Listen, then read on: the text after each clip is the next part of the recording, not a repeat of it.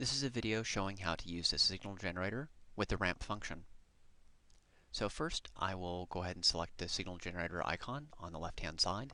This icon will only be visible when you have an interface with a built-in signal generator, or if you have the standalone signal generator attached to PASCO Capstone. Once I've selected that, you can see that I have my 850 connected.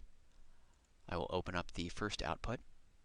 Under the waveform, I'm going to click on that and go down to select positive ramp. The speed of the ramp is controlled by the frequency. So if you're using this to drive a DC motor, your frequency is likely going to be a decimal form. In this case, I'm going to set my frequency to 0.1 Hertz so that my cycle will repeat every 10 seconds. I'm going to leave my amplitude at 1 volt. And then down below, I'm going to set my controls to auto so that it will only run the signal generator when I am collecting data. Now, in order for it to monitor the output for the 850, I need to click on this top yellow circle here that's by the output to the first channel of the signal generator.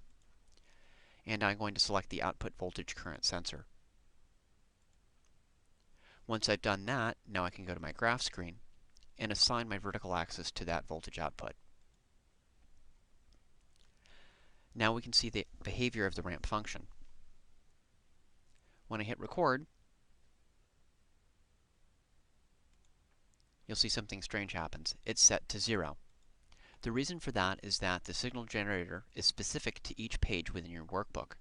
This allows you to set different signal generator conditions for each page of your workbook for different experiments that may exist within the same file.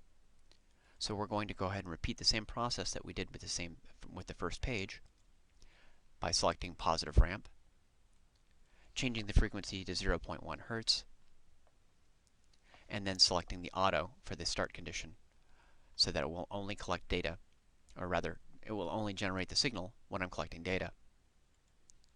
Now when I hit the record button, you can see that the function will start off at 0. It will ramp up to 1 volt at 5 seconds, and then it will drop down to -1 volt at 5 seconds, and then finish the process at 10 seconds. This will again repeat the process until you stop data collection.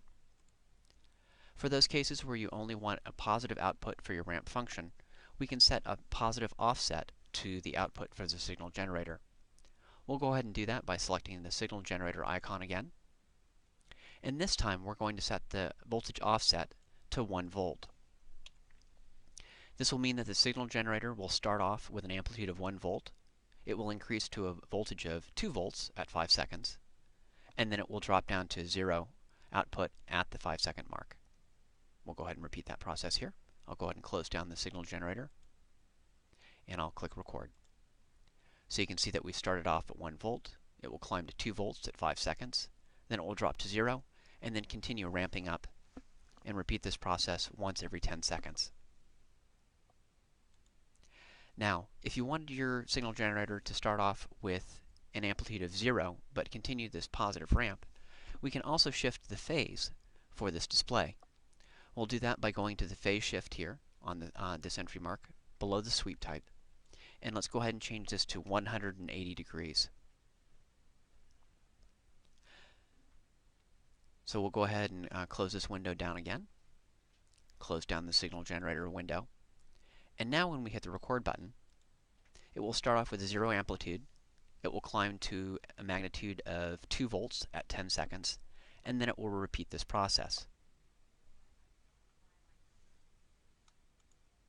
This has been a short video showing how to use the ramp function within the signal generator for PASCO Capstone.